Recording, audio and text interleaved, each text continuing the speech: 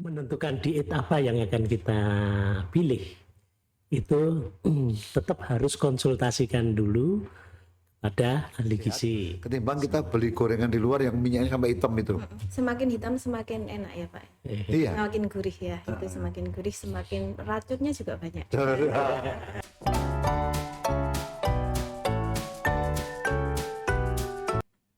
Sahabat Kedaulatan Rakyat, kita ketemu lagi dalam bincang-bincang yang santai tetapi penuh makna. Dan kita tahu sekarang ini rame-rame untuk mengurangi berat badan misalnya dengan diet. Dan berbagai macam diet sudah diadakan ya. Bahkan ada beberapa tren yang kemudian muncul, di antaranya adalah fasting intermittent. Nah, untuk membahas itu, sejauh mana sih mungkin Anda juga tertarik sejauh mana itu bisa dilakukan? Kali ini kita akan bahas bersama Dr. Praboto MMR, Magister Manajemen Rumah Sakit, dapat gelar baru CHQP. Jadi semacam untuk rumah sakit berkualitas, kira-kira begitu ya. Kemudian beliau dokter, kemudian di depan saya adalah Ibu Dian Oktaviani, beliau adalah ahli gizi yang kemudian akan melakukan nanti pembahasan-pembahasan berkaitan dengan layak enggak sih kalau intermittent. Nah, kita mulai saja ya. Nah, tapi sebelum itu jangan lupa untuk nanti like, komentar apa aja yang mungkin Anda perlukan, kemudian juga subscribe. Oke, gitu. Baik, dokter.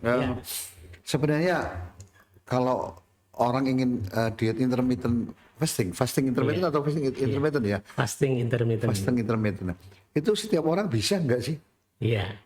Pada prinsipnya setiap orang bisa melakukan fasting intermittent, tetapi untuk mereka yang mempunyai penyakit-penyakit pendahulunya seperti diabetes atau hipertensi dan sebagainya, itu perlu konsultasi dulu dengan dokter dan ahli gizi. Ya, karena itu kalau misalnya contohnya dari diabetes dengan diet intermittent itu pasti akan berpengaruh pada naik turunnya kadar gula darah. Ya, orang diabetes itu kalau tiba-tiba turun mendadak itu juga tidak bagus, namanya hipoglikemi. Ya, hipoglikemi. Nah, makanya konsultasikan dulu dengan dokter. Nah, begitu. Iya. Ya. Begitu. Tapi sebelum kita lanjut, apa sih bedanya fasting intermittent dengan puasa Ramadan? Iya. Sebetulnya ada kemiripannya dari fasting intermittent itu dengan puasa Ramadan. Kalau puasa Ramadan itu dari imsak subuh sampai buka puasa itu rata-rata hampir dikatakan 12 jam ya.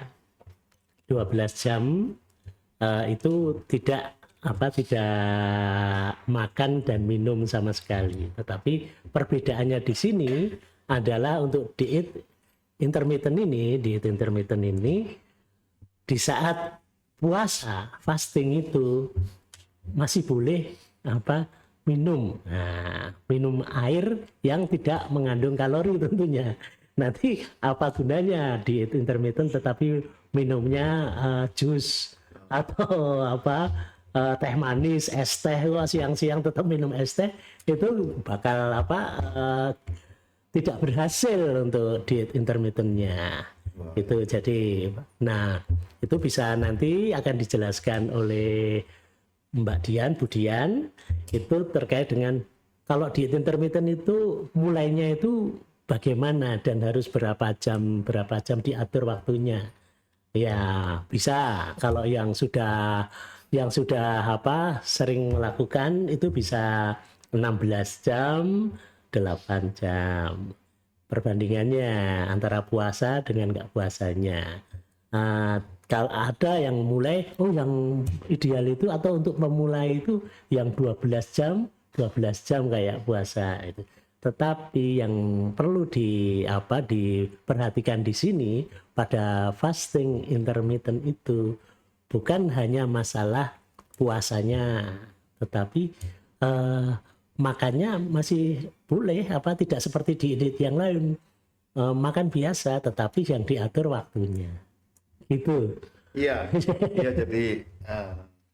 jadi perlu ya Iya. supaya kita tahu tidak salah kaprah asal diet nggak boleh makan Ya. gitu. Nah sebenarnya pola makan gimana Bu Dian? Pola makan yang bagaimana yang diharapkan untuk fasting intermittent ini? Terima kasih.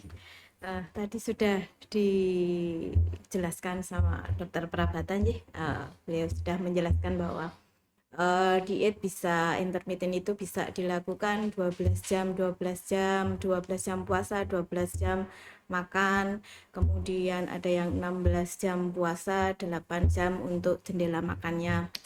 Kemudian pola makan selama pada saat fasting. Kalau di intermittent itu monggo boleh konsumsi minuman-minuman yang tidak berkalori seperti air putih, kopi boleh tapi yang kopi pahit atau kopi Non gula hitam, ya? non gula Non gula. ya.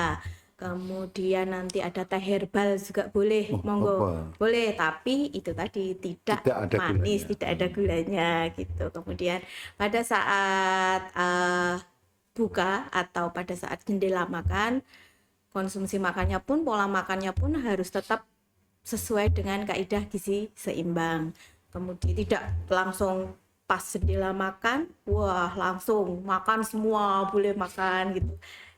Diharapkan tidak seperti itu, karena kan untuk menjaga kestabilan gula darah juga biar tidak terjadi hipo atau hiper yang benar-benar tidak diinginkan pada saat IF atau intermittent itu, ya pola makannya tetap pola makan yang gizi seimbang, karena tubuh kita pun juga perlu semua zat-zat gizi ya. Iya.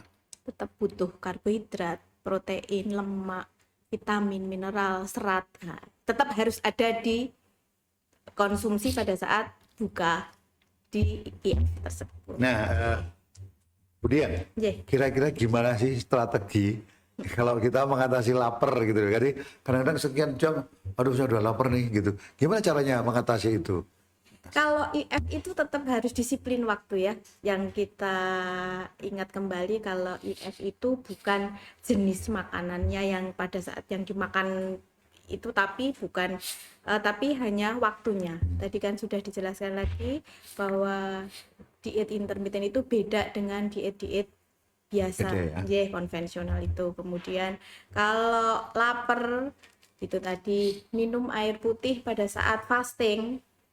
Pada saat puasa, minum air putih itu juga bisa mengatasi lapar. Lapar. Iya. Jadi ya pokoknya siapkan air putih yang banyak kalau kira-kira gitu. Jangan sampai kembung juga Iya. sih. Kalau kebanyakan air putih juga agak bagus juga Iya, sih. Iya. iya. Nah, kembali ke Pak Prabat, Iya. Dokter. Kalau kita lihat tadi kan boleh semuanya. Iya. Tapi ibu hamil boleh nggak?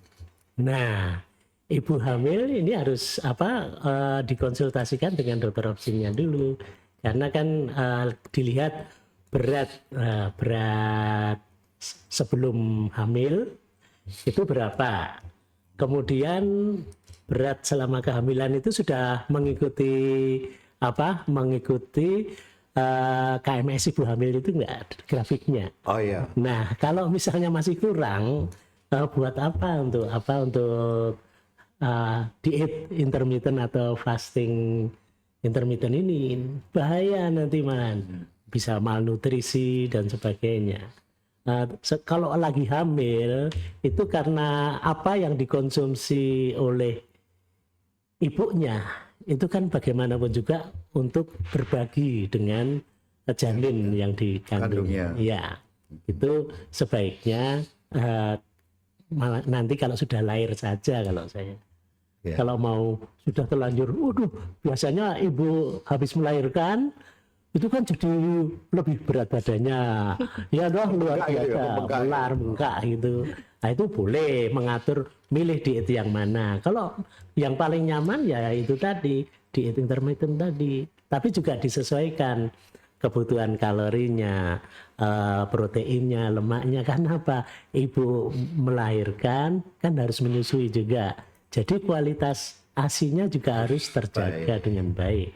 Ya toh Bu. Nah, Harus. Iya. nah, Jadi ibu hamil hati-hati kalau mau Iya.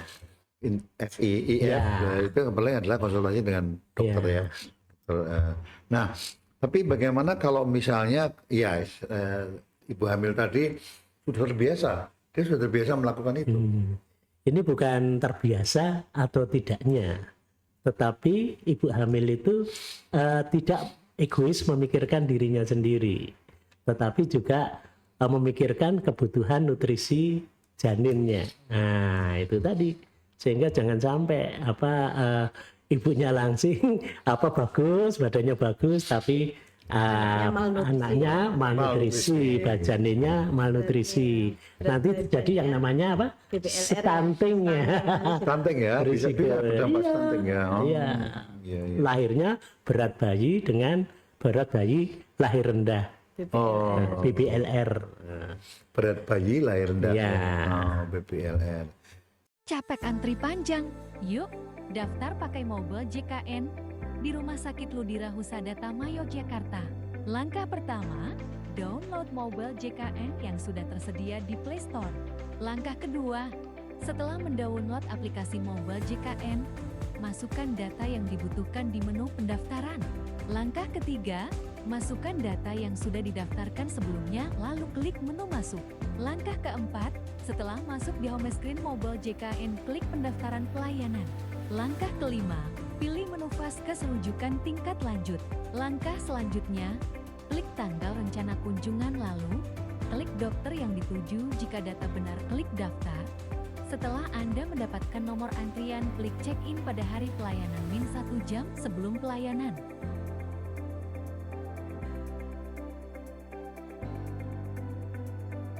Iya, kemudian lagi nih.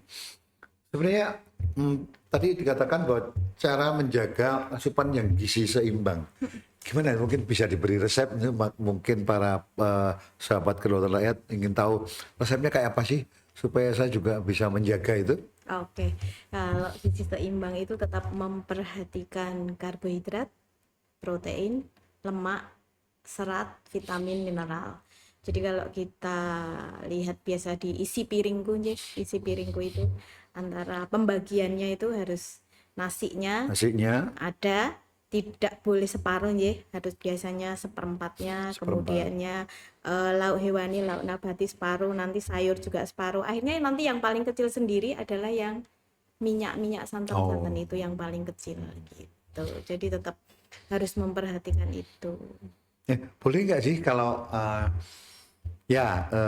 itu kemudian camilan gorengan selama jendela puasa, jendela makan tadi, itu boleh nggak kita misalnya makan cemilan gorengan, anak pisang goreng ini enak pisang goreng, tahu intip goreng, gitu, intip goreng gitu ya, sebaiknya tidak dikonsumsi.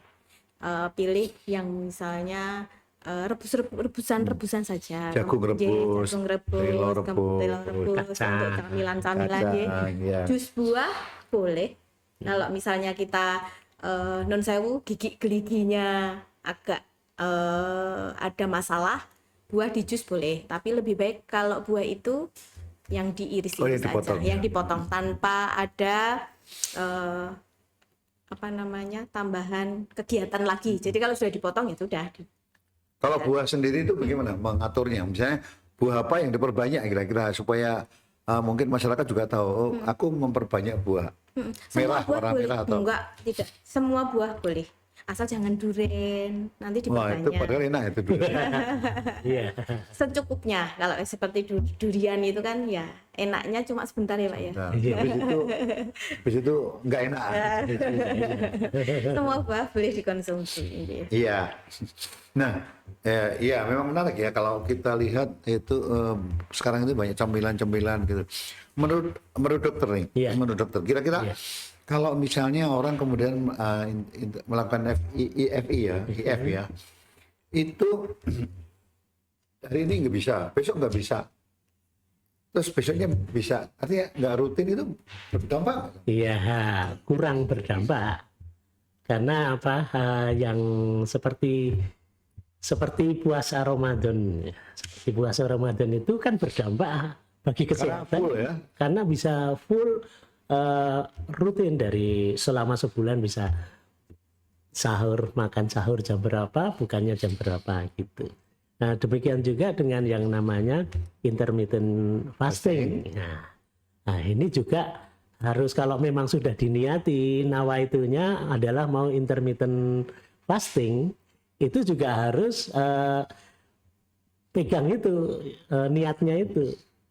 Iya. Nggak boleh, wah besok ada kondangan, besok ada kondangan berturut-turut lah, Ya, 3 hari misalnya gitu. ya, dan ini wah, waduh, ini cateringnya bagus, enak sekali. Nah, ini pertimbangkan itu, harus disiplin, jangan sampai ini hanya tergoda oleh kondangan Iya. atau kebiasaan hobi ngemil. Nah, Iya.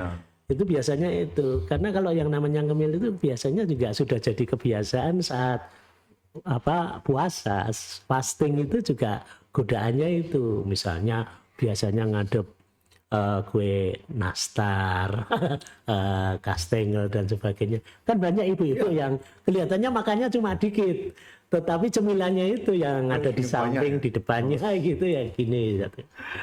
Iya, jadi memang kalau mungkin sahabat Kedaulatan Rakyat ingin melakukan itu jangan bisa-bisa ya. Iya.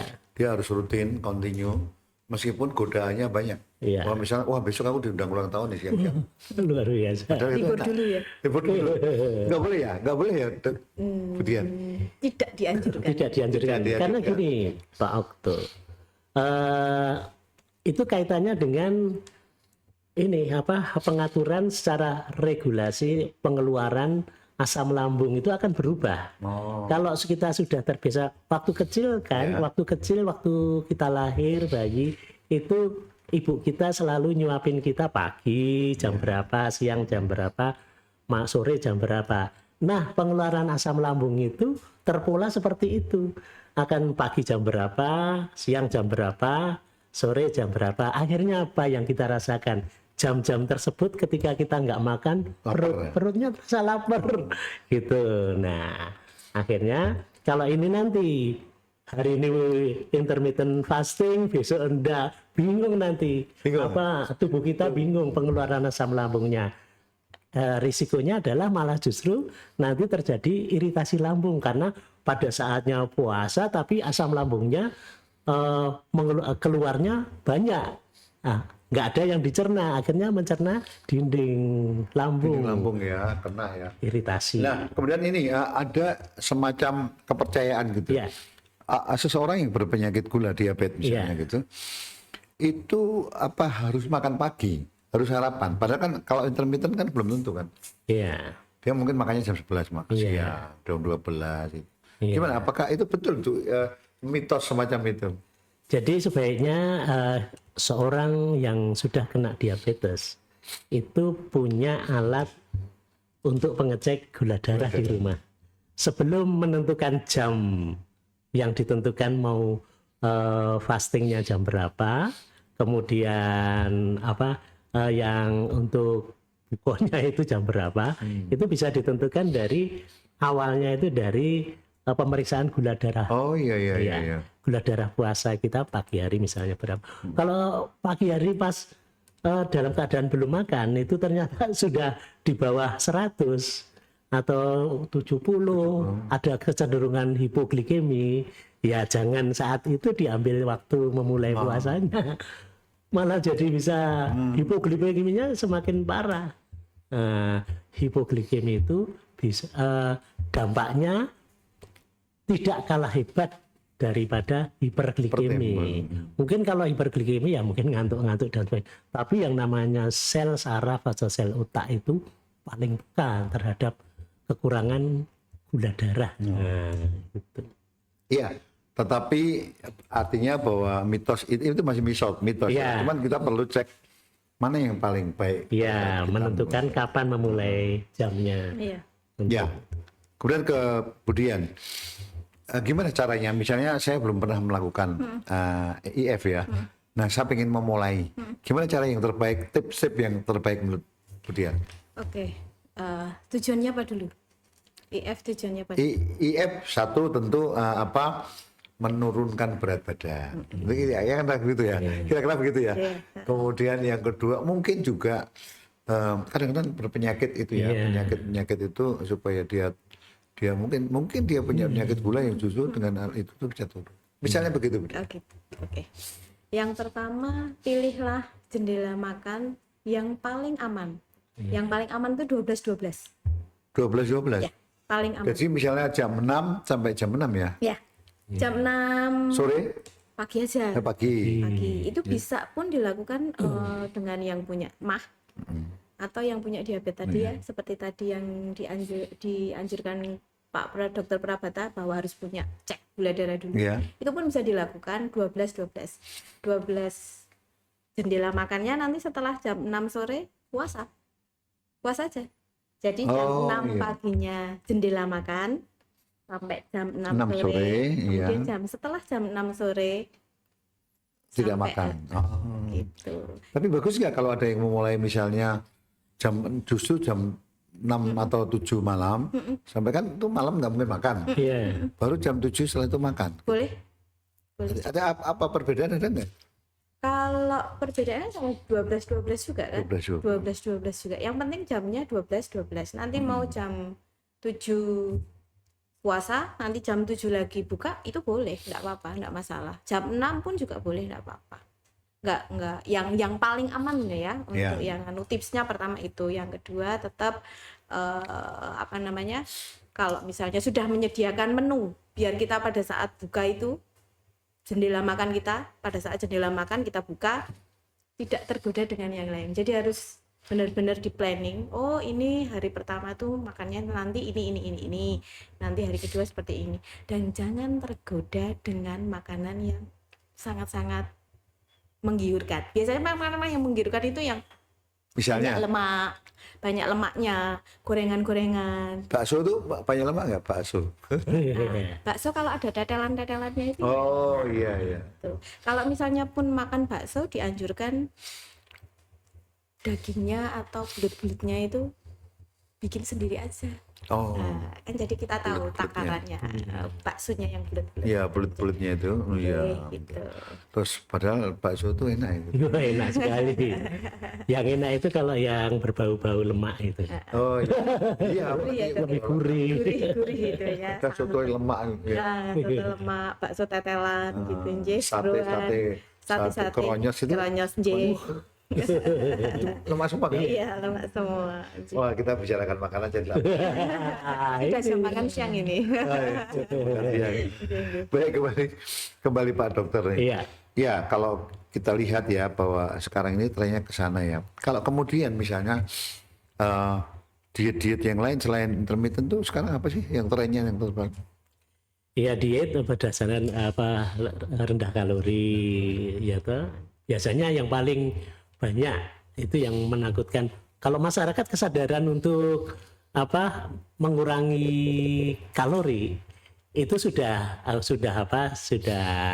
Bagus ya. bagus, sehingga mereka kalau biasanya makannya 3 entong itu sekarang bisa udah saya 1 entong aja, atau akhirnya 1 entong aja nggak nyampe, atau dalam 1 piring itu 1/4 aja, itu yang lain diganti sayur, lauk hewani ya toh? Iya, seperti itu, dan nanti yang lain buah. Iya. Itu salah satu diet yang dilakukan bagi masyarakat, tetapi tetap sehat gitu. Iya, kembali lagi ke ini nih, masih menarik nih kalau kita bicarakan makan-makan ini. Iya. Ini Budian, kalau kita lihat kan kadang-kadang gorengan ya, gorengan tuh memang orang mengatakan ini kok makanan cemilan di Indonesia tuh apa ya, gorengan gitu ya. Iya. Nah, apa bener nih kalau gorengan itu kalau minyaknya baru kita goreng sendiri itu lebih nyaman, lebih sehat ketimbang kita beli gorengan di luar yang minyaknya sampai hitam itu. Semakin hitam semakin enak ya Pak. Iya. Semakin gurih ya, itu semakin gurih semakin racunnya juga banyak. Racunnya banyak. Jadi, sebaiknya goreng sendiri, maksimal penggunaan minyak 1 kali ya? 2 kali. 2 kali. 2 kali.